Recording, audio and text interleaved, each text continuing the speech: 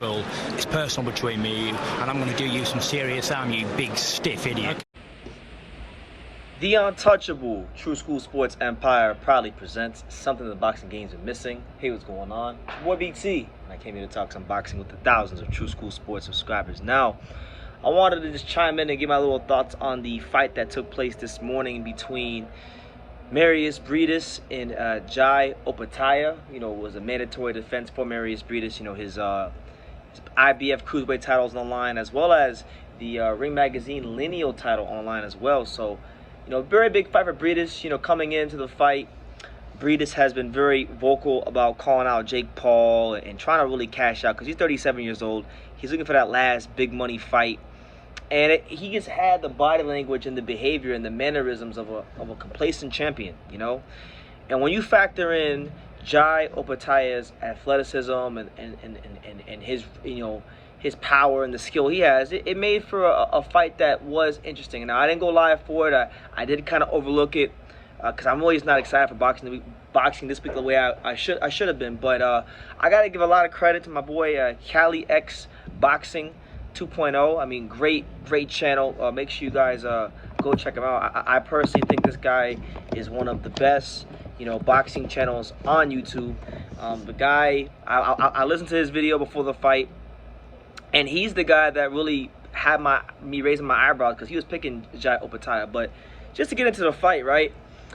Opetaia, I think in the early stages of the fight, you really saw his skills and his gifts on display. You know, the constant changing of levels, the constant probing of the jab, the athleticism, the speed, the timing. I remember particularly once, I think it was the fourth round, he slipped inside, boom, threw a very nice uppercut that caught Briedis right on the temple. I mean, he had him hurt, he had him out on his feet. Didn't stop him, didn't get him out of there, didn't even drop him, but really sent a message early on to Briedis that, hey, I'm not just no mandatory challenger. And if you're gonna be talking about Jake Paul and Lawrence Coley and these kind of guys, then you're gonna have some problems in your hand because I'm nothing to fuck with. And that's the way he fought. And you know, by the end of round 6, you saw Briedis' whole face bloodied up, swelled up. He looked like he had been in a fight, right? So early on, the fight did favor Jai Opetaia. I mean, I wasn't scoring the fight, but I thought he won the first half of the fight. I thought he landed the better shots. I thought he established his fight, his style. He imposed his style upon the fight, and it was up to Briedis to make the adjustments and get back into the fight, which he wound up doing in the second half. Now, the second half, you know, we saw a lot of what makes Mairis Briedis a very dangerous fighter. Mind you, this is a guy, Mairis Briedis, who's knocked out heavyweights before in his career. He knocked out, I know he's not a great heavyweight, but he knocked out Manuel Char, and he's a cruiserweight. So this guy has some serious stump. This guy's packing a mean punch. And he's a very smart fighter, and he's got good timing. And we've seen even when he fought Usyk back in the past that Mairis Briedis can be a dangerous person later on in fights. And this fight was no different. You know, with this being the Orthodox versus Southpaw matchup, we saw Jai Opetaia getting caught numerous amounts of times with the straight right hand. Because if anybody knows anything about boxing, when you have an Orthodox versus Southpaw matchup, that right hand from the Orthodox fighter is what they call the Southpaw killer. If you got a good right hand and you're the Orthodox fighter fighting the Southpaw, you can inflict massive amounts of damage upon the Southpaw, and that's what he was doing. I mean, it was reported after the fight that Jai Opetaia got his jaw broken on both sides of his face with punches he received in the 2nd and the 11th round. So Briedis was dangerous the whole way through.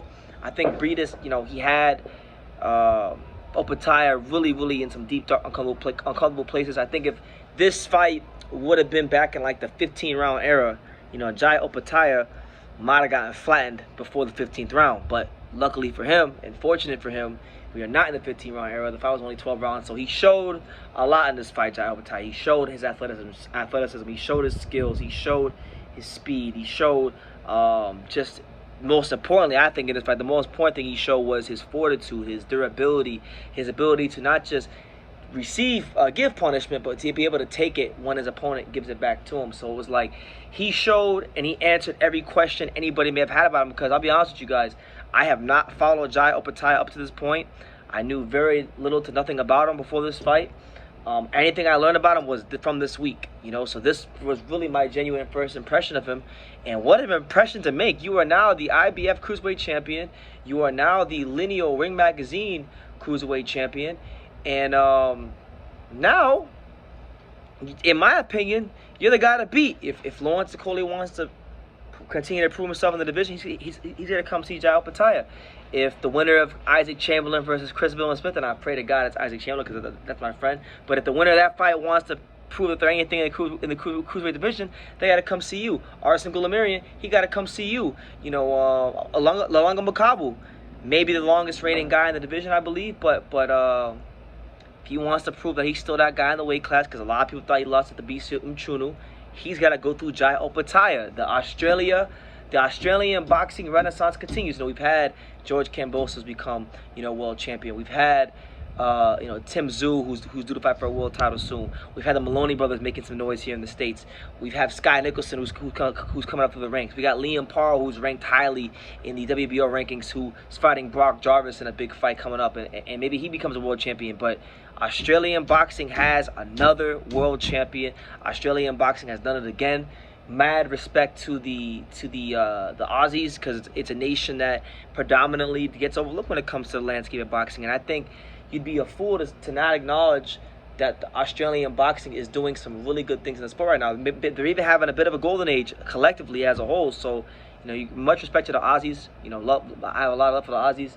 Much respect to Jai Opetaia, because he is the man to beat at cruiserweight right now. And as far as I'm concerned, he's really injected a lot of life into this cruiserweight division, because let's just be real, if you look at the champions, Lawrence Okolie is a very fantastic fighter. I saw him spar a couple weeks ago in Miami. I like Lawrence. I got a lot of time for Lawrence, but a lot of people don't like Lawrence because of his style, and you know, he hasn't really had the best dance partners of recent. You know, he's looking for that big fight, so the jury's still out on him, even though he is WBO Cruiserweight champion. You got Arsen Goulamirian, who people really don't care much for. You know, how good is he? Really, we don't know. You have Lalanga Makabu, a guy that a lot of people thought lost at the BC Mchunu in his last fight. So the Cruiserweight Championship landscape has been just full of questions, more questions than answers. And I think what's so refreshing about Jai Opetaia is that he has given us more answers than questions. You know what I'm saying? So now all roads lead through him. He is the man to beat. So I'm gonna leave it at that. I'll have another video follow up on this coming up soon. But man, what a fight! I feel horrible that I didn't go live for this card, because it wound up being a really good card. That's why as boxing fans, right, you can't just judge everything on paper. Sometimes cards that look good on paper wind up becoming shit cards, and cards that look like shit cards that look like shit on paper wind up becoming great cards.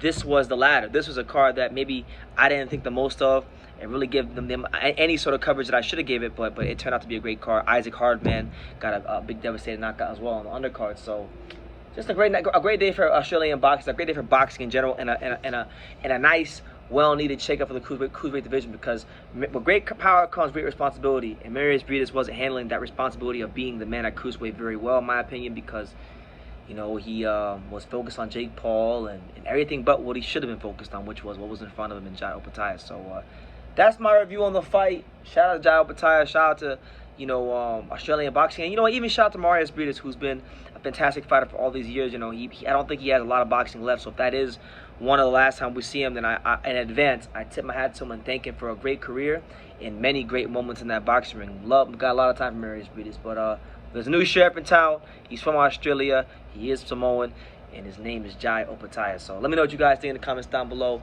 Make sure you guys take the time to subscribe. And like I say in every single one of these videos, you can love me or you can hate me, but I'm just a kid from Daniel. So until next time, take care, guys. Thank you for watching another video on True School Sports, the home of boxing. If you made it this far, do me a favor and do yourself a damn favor. Hit that subscribe button, and surely you will not be disappointed. You know, True School Sports bringing you the latest and greatest, the untouchable, you know, boxing content, interviews, news videos, breakdowns, live fight reaction extravaganza. We've got a great community of people here, boxing fans all over the world, from America to the UK to Australia, and on and on and on. So join the empire today. Hit that subscribe button. Take care and God.